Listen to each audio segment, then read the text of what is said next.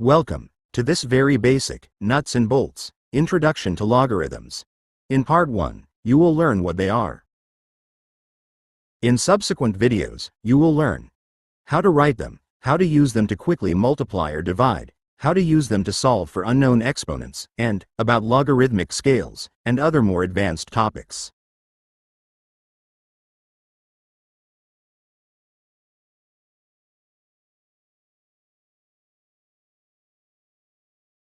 Before proceeding, make sure you understand functions, power rules, and exponential functions.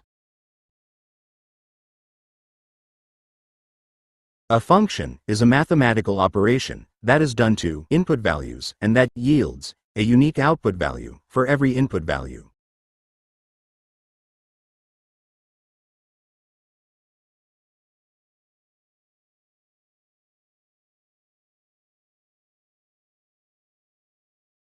The power rules. We will focus here on one in particular. B to the m times b to the n equals b to the m plus n. But b to the m times d to the n does not equal bd to the m plus n. You cannot add the exponents of unlike bases being multiplied when their powers are also unlike.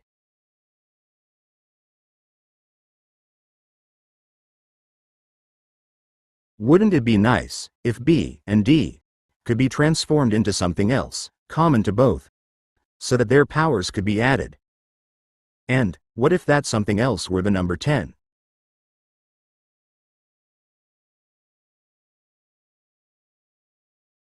Exponential functions are different from quadratic functions in that the input variable x is the exponent to which base b is raised.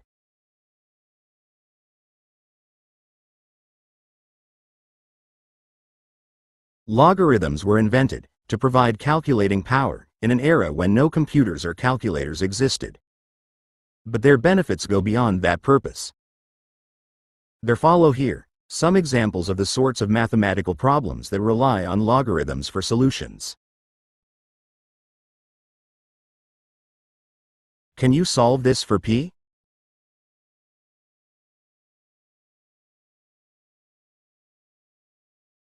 There is no algebraic way to solve for p here.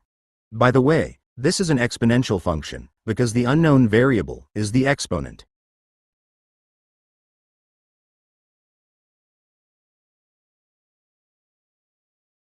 Here's another point that will get you thinking about why some way of managing exponents might be a valuable tool. In centuries past, before calculators and computers, astronomers, navigators, surveyors, and anyone else dealing with very long distances or very exact angles had to do tedious arithmetic computations like these. Logarithms streamline multiplication and division.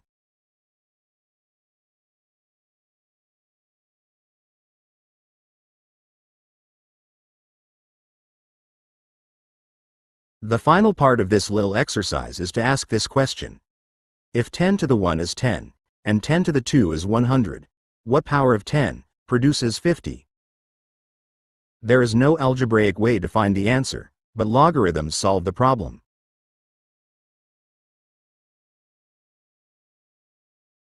And this brings us to the subject at hand.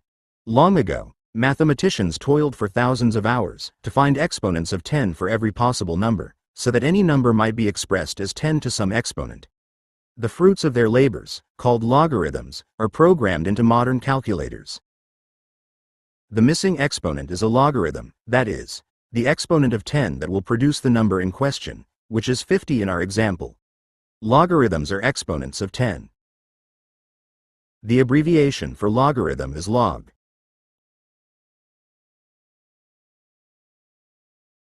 Any number possesses its own unique logarithm value and may be expressed as 10 to that logarithm value.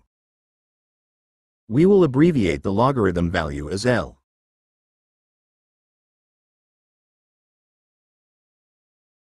How to find a logarithm value?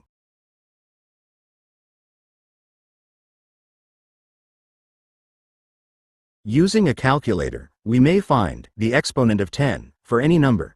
For example, to find the log of the number 50, enter the log button, then 50, then the equals button. the calculator will return 1.6989.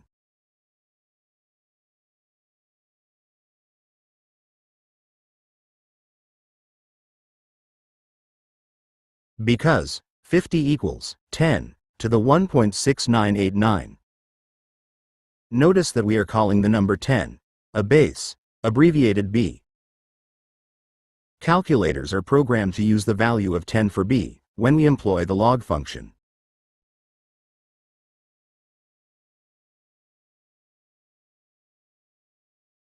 Using a calculator, we may convert any miscellaneous number, call it a, into 10 to a certain power, that power being a logarithm that is unique to our number.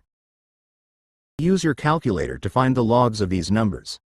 Pause the video and do the calculations. Write down your work.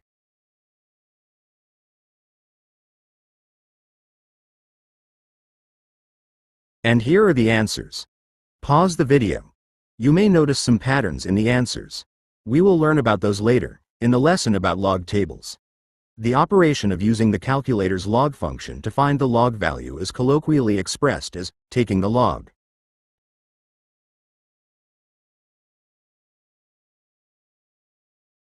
Here's a key concept.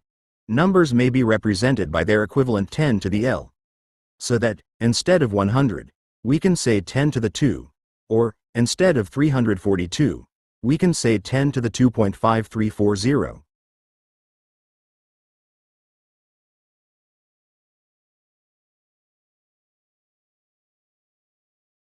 Because each logarithm is unique to a number, and each number is unique to a logarithm.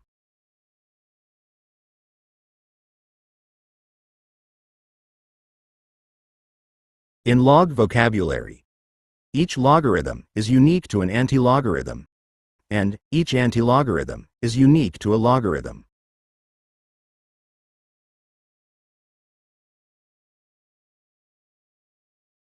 If we know the value of a logarithm, and we want to find the antilogarithm value associated with it, the antilogarithm equals 10 to the logarithm.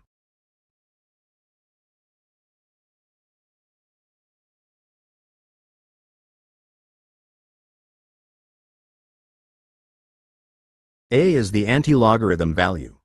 B is the base value. L is the logarithm value. Just a reminder that this is an exponential function, because the variable is the exponent L, while B is a constant, 10.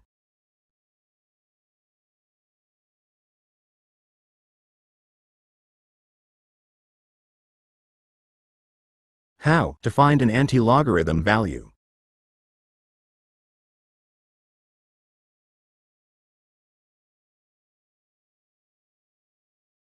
If we are given a logarithm value, L, and asked to find the antilogarithm value for it, using a base of 10.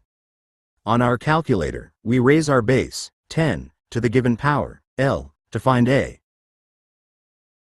Raise 10 to the following powers.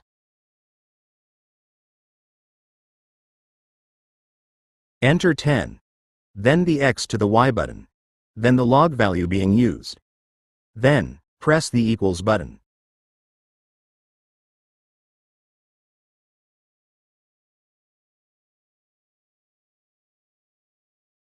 Here are the results.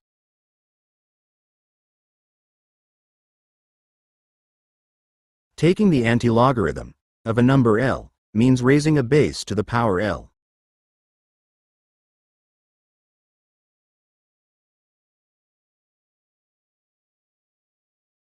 To summarize what you just did with your calculator, the log function finds the value of the logarithm, L, the exponent of 10. The antilog function finds the value of the antilogarithm, A, 10 to the L.